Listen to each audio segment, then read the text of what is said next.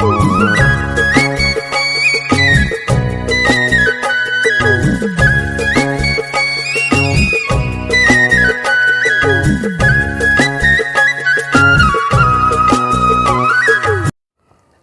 गणेशाय नमः। ओम मंगलम भगवान शंभुर्मंगलम वृषभध्वजा मंगलम त्र्यंबको गौरा मंगलाय स्तनो हरः। ओम नमो देव्यै महादेव्यै शिवायै सततं नमः।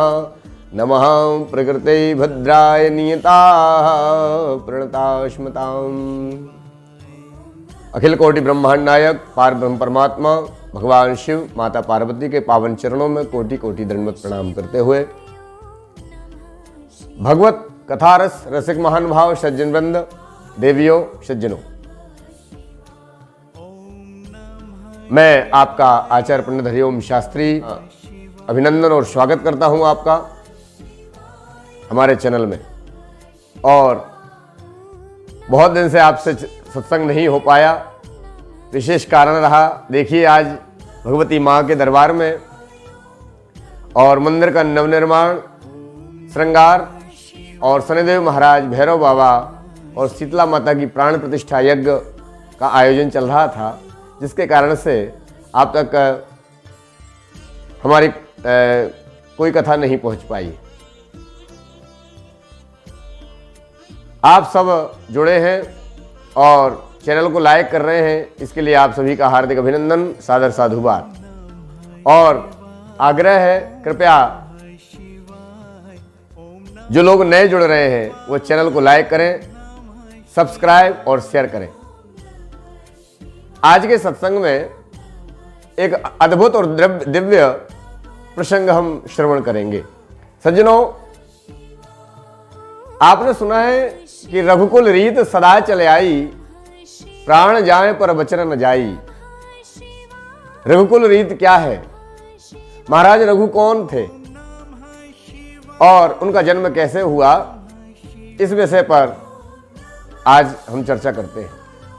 सज्जनों, इक्ष्वाकु वंश में महाराज भगीरथ, जिन्होंने तपस्या करके गंगा मैया को पृथ्वी लोक पर प्रकट किया, और महाराज भगीरथ के पुत्र हुए दिलीप।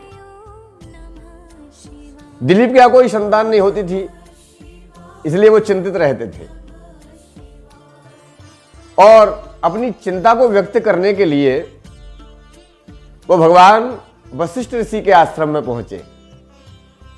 गुरुदेव वशिष्ठ जी ने कहा कि हे राजन, बड़े चिंता तो दिखाई दे रहे हो, क्या बात है?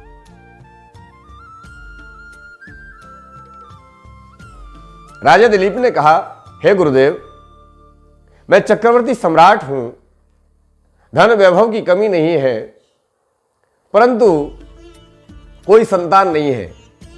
कृपा करके मुझे मार्गदर्शन करें, क्या करना चाहिए जिससे संतान की उत्पत्ति हो। गुरुदेव वशिष्ठ ने कहा कि हे राजन, ध्यान धारण किया गुरु जी ने और ध्यान में देखा कि राजा दिलीप स्वर्ग से आ रहे हैं और उन्होंने कामधेनु को प्रणाम नहीं किया। राजा दिलीप को कहा कि हे राजन, आप एक बार देवराज इंद्र से मिलकर के स्वर्ग से लौट रहे थे और मार्ग में कामधेनु गाय को आपने प्रणाम नहीं किया।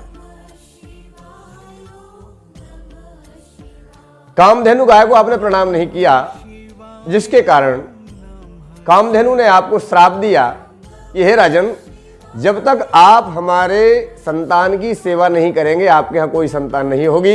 ये कामधेनु गाय का श्राप आपको लगा हुआ है, जिसके कारण आपके यहां कोई संतान नहीं है। हे राजन, अब आपको गौ सेवा करनी पड़ेगी और गौ सेवा करने से आपके यहां निश्चित रूप से संतान की प्राप्ति होगी। राजा दिलीप ने कहा कि हे भगवान, हे गुरुदेव, ये तो परम सौभाग्य है हमारा, और जो जितनी गाय हैं सब कामधेनु की ही संतान हैं। गाय के रोम रोम में देवता निवास करते हैं, तो मेरा सौभाग्य है, मैं गौ की सेवा करूंगा। गुरुदेव ने कहा, अति उत्तम, यदि आप सेवा करना चाहते हैं तो हमारे पास जो गऊ है वो कामधेनु की पुत्री है जिसका नाम नंदिनी है, आप इसकी सेवा कीजिए। राजा दिलीप और उनकी पत्नी सुदक्षिणा दोनों ही गौ माता की सेवा करने लगे।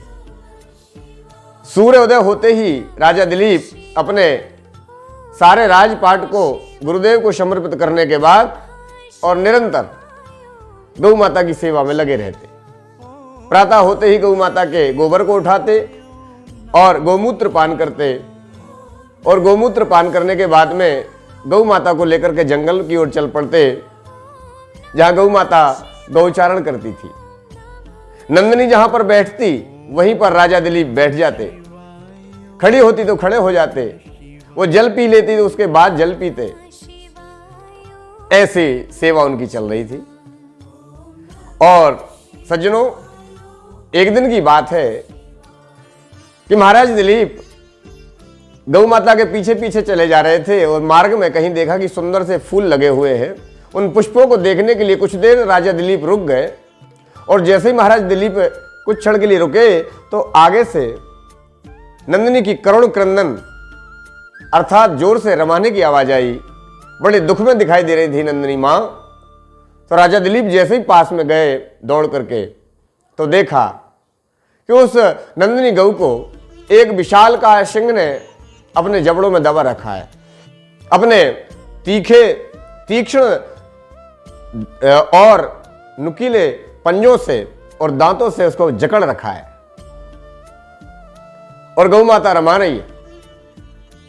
राजा दिलीप ने जब ये देखा तो अपने धनुष और बाण को जैसे ही चढ़ाने के लिए तत्पर हुए तो राजा दिलीप का धनुष और बाण हाथ के साथ चिपक गए, चलाते नहीं बन रहा।